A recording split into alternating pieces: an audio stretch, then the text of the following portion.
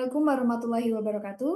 Pada kesempatan kali ini, kami akan mempresentasikan proyek kami yang berjudul Peramalan Total Streaming Musik Harian menggunakan Neural Network berbasis TensorFlow dan Keras. Kelompok kami beranggotakan 3 orang. Yang pertama ada saya sendiri, Kartika Nadia Utami, ada teman saya, Betarix Yunita Sanjaya, dan juga Lintang Adisti. Selanjutnya, untuk latar belakang, musik adalah salah satu bentuk hiburan yang paling banyak dinikmati masyarakat saat ini. Seiring berkembangnya teknologi, orang-orang lebih sering mendengarkan musik lewat platform streaming seperti Spotify. Nah, dari aktivitas itu, terbentuklah data streaming dalam jumlah yang sangat besar setiap harinya. Yang menarik, jumlah streaming setiap lagu itu tidak konstan, dipengaruhi oleh banyak faktor, seperti popularitas artis, genre musik, waktu perilisan, sampai tren yang sedang berkembang. Karena pola ini cukup kompleks dan sulit diprediksi dengan metode sederhana, kami memilih menggunakan neural network, salah satu algoritma deep learning yang mampu mempelajari hubungan-hubungan kompleks dari data histori. Selanjutnya, untuk tujuan proyek, ada 4 tujuan utama dari proyek ini. Yang pertama, memprediksi jumlah streaming lagu menggunakan neural network. Kedua, untuk membangun model yang mampu mempelajari pola dari data historis. Ketiga, mengevaluasi performa model untuk menggunakan metrik-metrik evaluasi yang standar.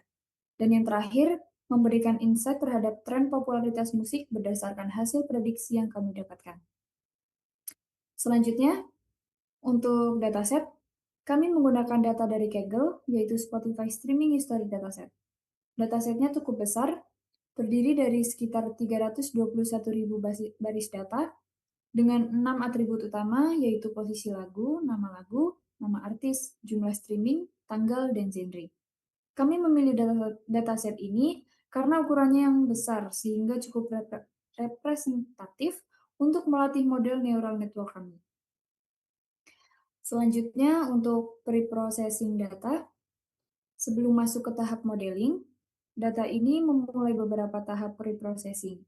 Pertama, kami menghapus baris-baris yang datanya kosong, seperti nama lagu, artis, atau genre yang tidak tercatat. Kedua, kami melakukan agregasi data secara harian. Jadi, dari data per lagu, kami kelompokkan berdasarkan tanggal untuk mendapatkan total streaming, jumlah lagu, rata-rata streaming, dan jumlah artis unik per hari. Setelah itu, data dinormalisasi menggunakan min-max scaling supaya rentang nilainya seragam. Kemudian kami bentuk menjadi data sekuensial dengan teknik sliding window 14 hari. Jadi 14 hari data histori dipakai untuk memprediksi 1 hari ke depan. Terakhir, data dibagi menjadi 85% untuk training dan 15% untuk testing. Dan pembagiannya berdasarkan urutan waktu, bukan acak, supaya model benar-benar diuji pada data yang belum pernah dilihat. Selanjutnya, untuk algoritma neural network, model yang kami gunakan adalah multilayer perceptron atau MLP. Salah satu jenis neural network paling dasar. MLP terdiri dari 3 bagian. Yang pertama ada input layer yang menerima data, hidden layer yang mempelajari hubungan antar fitur, dan output layer yang menghasilkan prediksi jumlah streaming. Secara teknis, kami mengimplementasikannya menggunakan TensorFlow dan Keras, dengan arsitektur dense neural network yang punya 3 hidden layer. Masing-masing ada 64, 32, dan 16 neuron. Menggunakan aktivasi ReLU dan optimizer Adam. Baik, selanjutnya, bagaimana cara kerja neural network?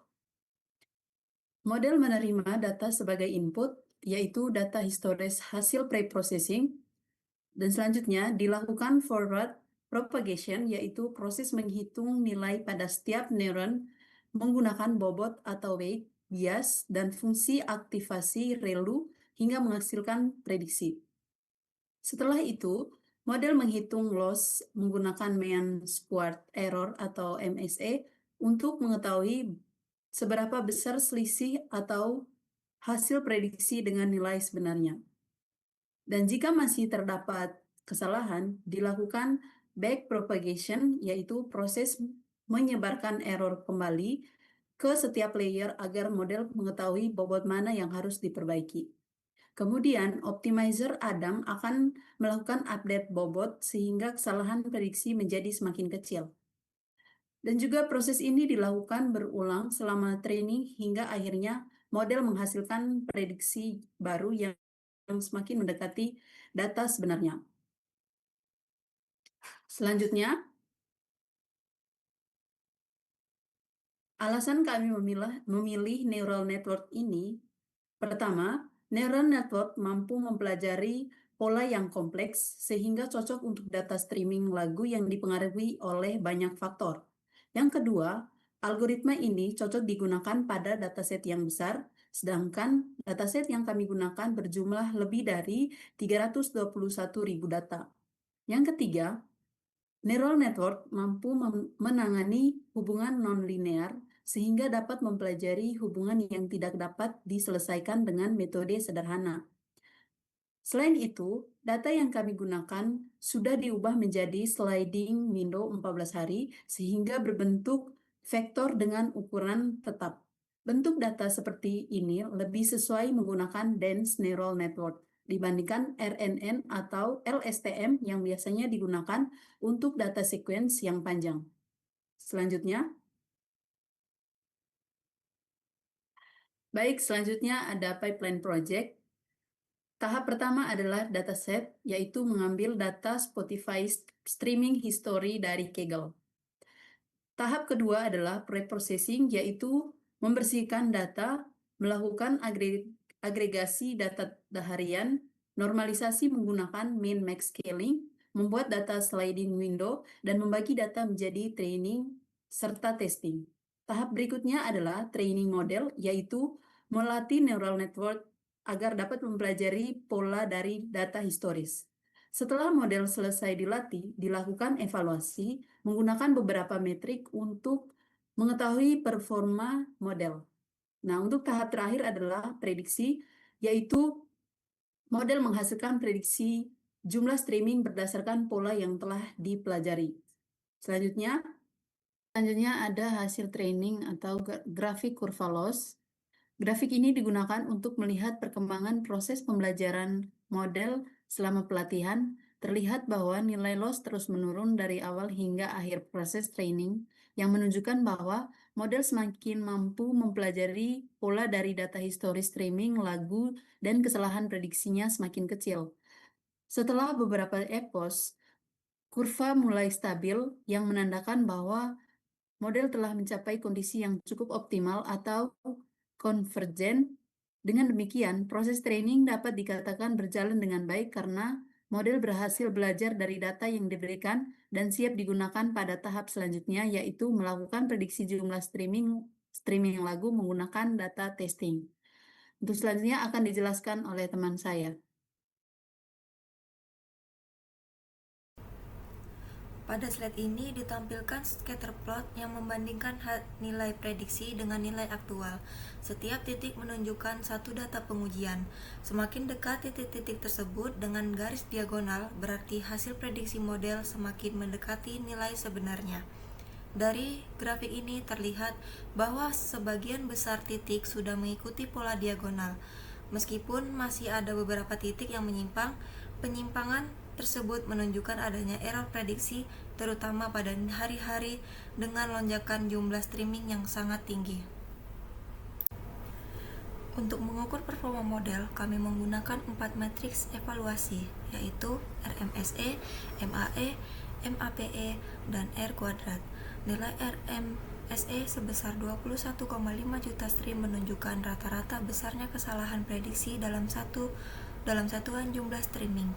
MAE sebesar 9 juta stream berarti rata-rata selisih absolut antara hasil prediksi dan data aktual sekitar 9 juta streaming. Selanjutnya, nilai MAPE sebesar 3,10% menunjukkan bahwa tingkat kesalahan relatif model hanya sekitar 3%, sehingga dapat dikatakan cukup akurat.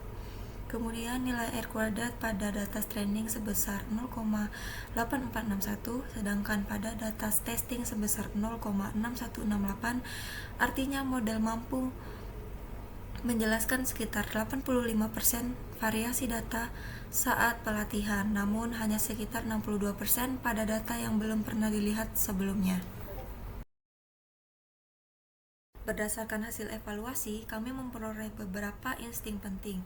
Pertama, model memiliki performa yang baik pada data training, tetapi performanya menurun pada data testing. Hal ini menunjukkan adanya generalization gap, yaitu model belum mampu melakukan generalisasi secara optimal terhadap data baru. Kedua, kesalahan prediksi terbesar terjadi pada tanggal-tanggal tertentu seperti 24 Desember 2020 ketika terjadi lonjakan lagu-lagu Natal dan 21 Mei 2021 saat lagu God For You milik Olivia Rodrigo dirilis. Hal ini menunjukkan bahwa model hanya memanfaatkan data historing streaming sehingga belum mampu menangkap faktor eksternal seperti hari besar atau jadwal rilis lagu. Penelitian ini masih memiliki beberapa keterbatasan. Pertama, model belum menggunakan arsitektur yang lebih khusus untuk data deret waktu seperti LSTM atau GRU. Kemudian, kami belum memasukkan fitur audio lagu seperti tempo, danceability, maupun energi. Ketiga, pengaruh media sosial dan tren viral juga belum dipertimbangkan. Selain itu, model hanya mengandalkan data histori streaming tanpa menambahkan informasi kalender seperti akhir pekan, hari libur, maupun jadwal rilis lagu. Faktor-faktor tersebut terbukti menjadi penyebab utama kesalahan predik pada beberapa momen tertentu. Sebagai kesimpulan, model neural network berhasil dibangun untuk memprediksi jumlah streaming harian lagu Spotify terhadap reprocessing pelatihan model sehingga evaluasi dapat berjalan dengan baik. Model juga mampu mempelajari pola historis data dan menghasilkan prediksi dengan tingkat kesalahan relatif yang cukup rendah, yaitu sekitar 3,1% berdasarkan nilai MAPE. Kedepannya, performa model masih dapat ditingkatkan dengan menambahkan fitur-fitur yang lebih lengkap seperti informasi kalender, data media sosial, maupun menggunakan arsitektur deep learning yang sesuai seperti LSTM atau GRU. Sekian presentasi dari kami, kurang lebihnya mohon maaf. Wassalamualaikum warahmatullahi wabarakatuh.